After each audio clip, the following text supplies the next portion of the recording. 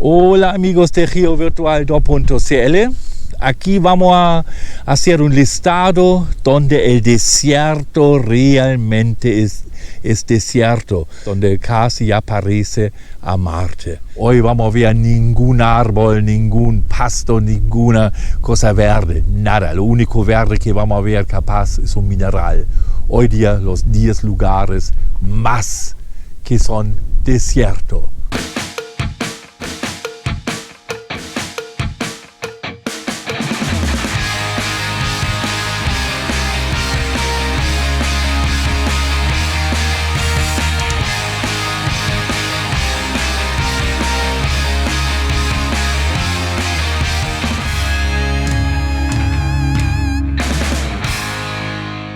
Hoy día los top lugares donde el desierto es desierto o manifestaciones de un clima extremadamente árido.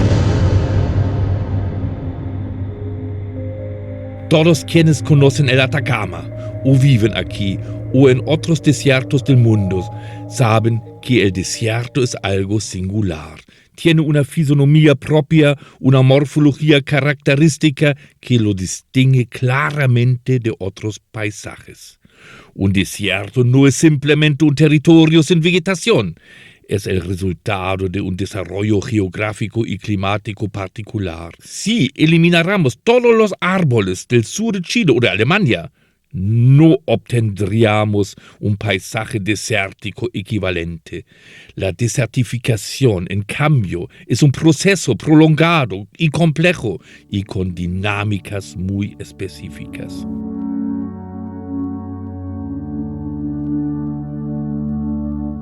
Primero definición, desierto. Y ahí ya va complicado. Precipitaciones, temperatura o la falta de vegetación.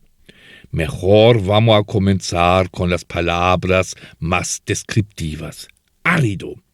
¿Qué entendemos por un clima árido o desértico? Se trata de un clima en el que la precipitación anual es muy baja, generalmente inferior a 250 milímetros. Una definición más precisa considera el balance hídrico. La evaporación potencial supera a la cantidad de precipitaciones. Sin embargo, más allá de esas cifras, precipitación, evaporación y temperatura media, es fundamental considerar sus consecuencias, especialmente en la vegetación, que refleja de manera directa las condiciones de aridez. Y ahí tenemos que hablar de Vladimir Köppen. Si hablamos de clima, y en particular de climatología y meteorología, es imprescindible mencionar a Vladimir Peter Köppen. Nació en 1846 en San Petersburgo y falleció en 1940 en Austria. De origen ruso-alemán, fue quien desarrolló una de las clasificaciones climáticas más influyentes a nivel global. Köppen se desempeñó entre 1875 y 1919 como director del Servicio Meteorológico Marítimo, en alemán Seewetterdienst, en Hamburgo. Como dato adicional, su hija Else Köppen se casó con Alfred Wegener, conocido por formular la teoría de la deriva continental.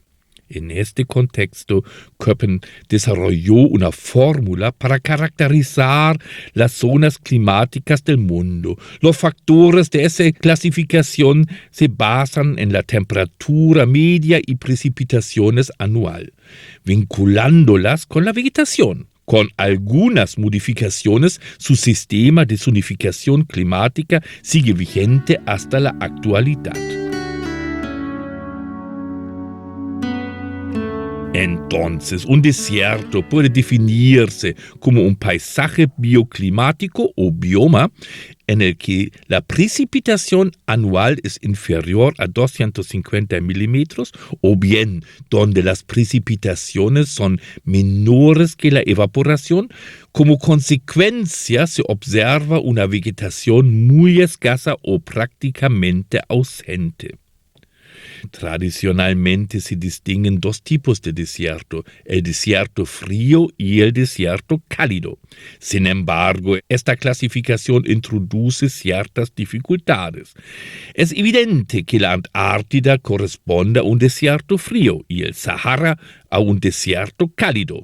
En términos generales, la ciencia suele considerar una temperatura media anual de 18 grados Celsius como valor umbral para diferenciarlos. El problema surge al analizar casos como el desierto Atacama, donde muchas ciudades presentan temperaturas medias inferiores a ese límite.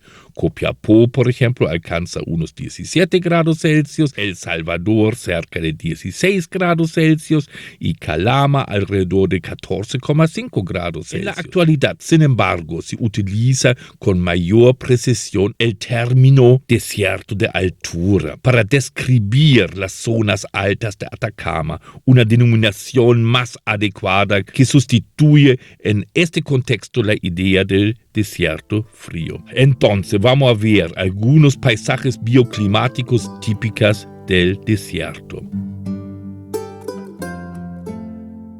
Mi top 10. 10. El desierto presenta un comportamiento particular en términos de meteorización, erosión y transporte. Las rocas de menor resistencia pueden preservarse durante largos periodos, ya que los procesos dominantes son principalmente físicos, expansión, contracción por frío y calor, mientras que el transporte de material es muy limitado. En este contexto, las rocas alteradas permanecen expuestas en el paisaje y suelen mostrar colores intensos y bien definidos. La alteración hidrotermal, por su parte, transforma los minerales originales de la roca y genera nuevos minerales como arcillas, epidota o biotita, entre otros. Aquí estamos en la zona de alteración hidrotermal, bastante fuerte. Vemos algunos minerales aquí. Se nota al tiro este aspecto bien colorado, con diferentes colores. Son todas formaciones aquí posteriores, entonces alteración hidrotermal.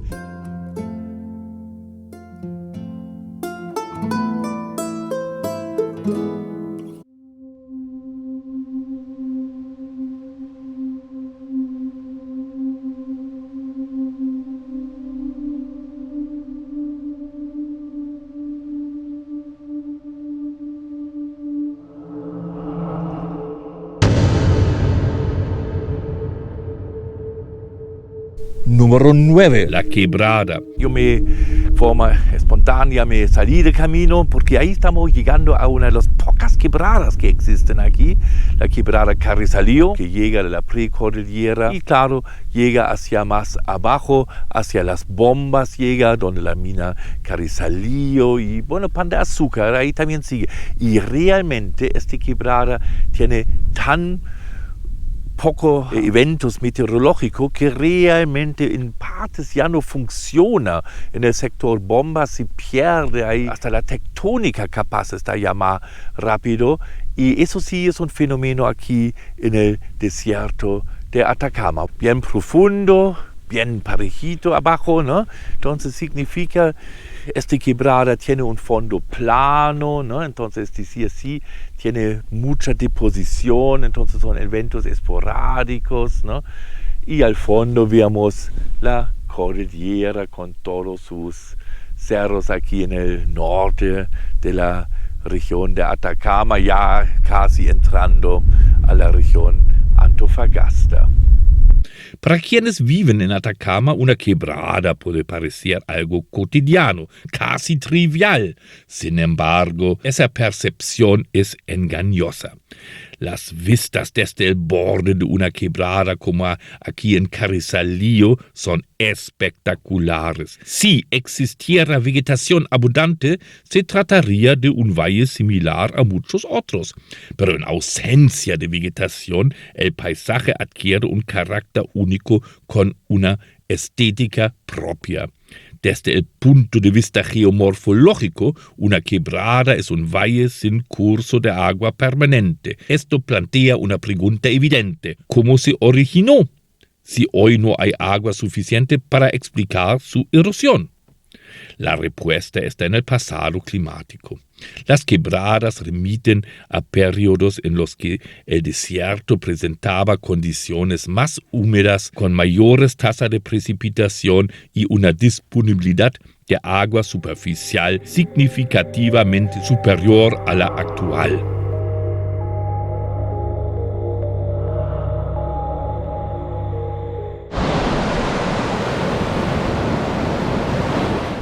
Número 8. Atacama es un desierto costero. Uno de sus rasgos más interesantes se observa donde la playa y el desierto se funden. Resulta difícil distinguir con claridad dónde termina la playa y dónde comienza el desierto. La arena continúa sin interrupciones.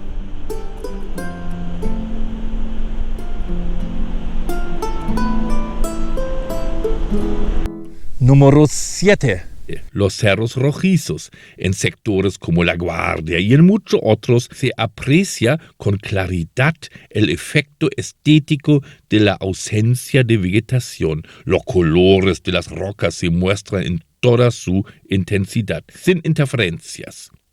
Los colores de las rocas se presentan en su totalidad y ningún árbol se mete en el escenario. En este caso se trata de areniscas rojizas bastante comunes, sin embargo desprovistas de vegetación, adquieren una belleza mucho más marcada.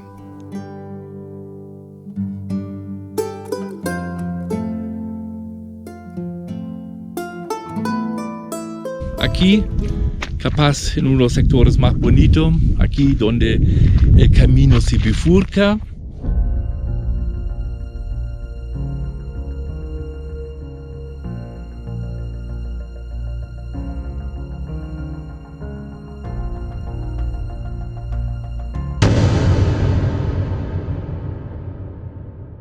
Número 6. La vista general hacia la precordillera ofrece igualmente un paisaje de belleza singular, especialmente al atardecer. El relieve recuerda en cierta forma a un papel arrugado que se extiende casi hasta el infinito. En este contexto, la presencia de vegetación, aunque mínima, alteraría esa estética tan característica del desierto. Y por cierto, cada planta, cada árbol aquí sería una molestia.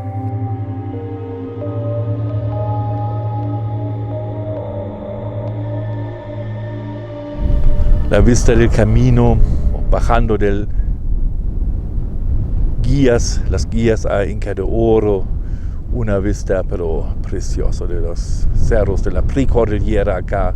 Ahí viene la Vicuña, Cerro Vicuña y por supuesto Inca de Oro.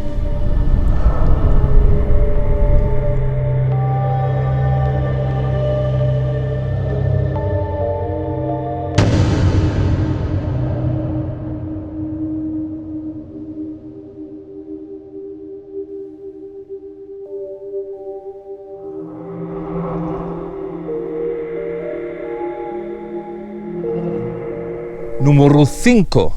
Los salares. Aquí nos situamos claramente en un desierto de altura o un desierto frío. En estos ambientes confluyen dos fenómenos clave.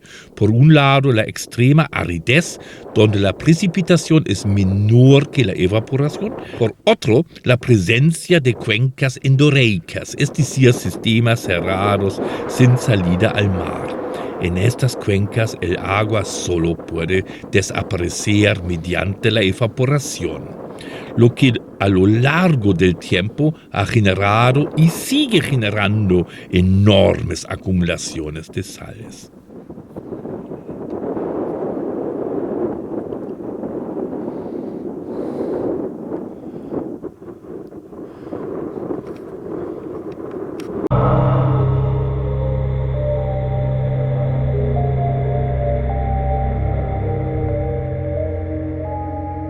Número 4. Paisaje altoandino. Aquí estoy realmente en la alta cordillera. Ahí vemos detrás mío los cerros de Tres Cruces con sus 6.800 metros al menos, ¿no? Casi llegando ahí, ¿no? Y ya estamos aquí en la Cuesta Lama, 4.200, 4.300 metros, y como se ve abajo, aquí tenemos la cascada Lama. Nos situamos en plena cordillera de los Andes, dentro de un desierto frío. Aquí conviene precisar que la tasa de precipitación es considerablemente mayor que en zonas más bajas como Copiapó. Puede alcanzar los 100 milímetros anuales o incluso superarlos, aunque así sigue siendo un desierto de altura.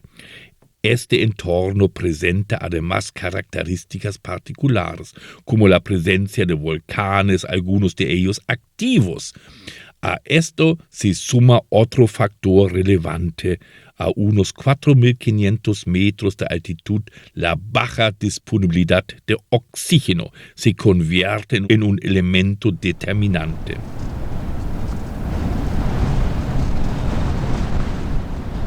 Bien, aquí donde el desierto es desierto, aquí en las llanuras de Inca de Oro, de Llano de Varas y San Pedro, todo este sector es precioso.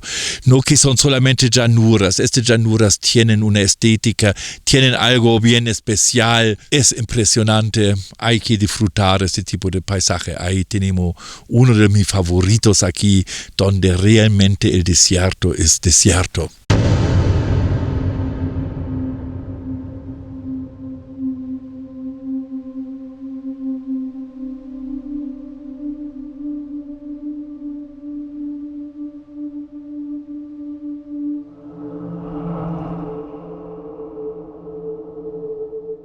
Número 3. Llanuras infinitas. Es lo más espectacular, estas llanuras infinitas de pocos o ningunos accidentes morfológicos y una temperatura durante medio día infernal. Bueno, muchos de ustedes seguramente asocian con un viaje en el auto y uno se siente un poco aburrido. Los niños ya molestando, peor en los años 80, donde los autos generalmente no tenían aire acondicionado. Pero hay que siempre indicar, eso es paisaje visible, transparente. Aquí no se esconde nada. Eso es naturaleza pura, sin lujo. Es el privilegio sentirse como primer astronauta que llegó al planeta Marte. Bueno, no siempre, de vez en cuando, algo es diferente.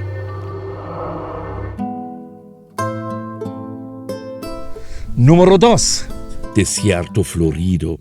Ahí es el único momento donde vamos a aceptar vegetación. Un paisaje completamente invertido, donde antes llanuras secas, ahora plantas y vida, insectos y colores. Un fenómeno excepcional, único, generalmente observable después de lluvias durante julio o agosto.